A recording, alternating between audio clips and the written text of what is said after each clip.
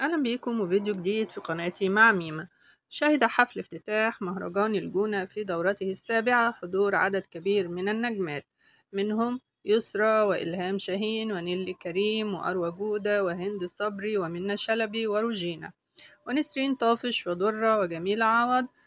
وتباينت آراء الجمهور بين أفضل إطلالة وأسوأ إطلالة للنجمات، وكانت من بين أجمل الإطلالات الفنانة درة زروق. أما أسوأ إطلالة فتابعوا الفيديو للآخر وقولوا رأيكم. ما تنسوش لايك للفيديو والاشتراك في القناة، واشوفكم في فيديو جديد.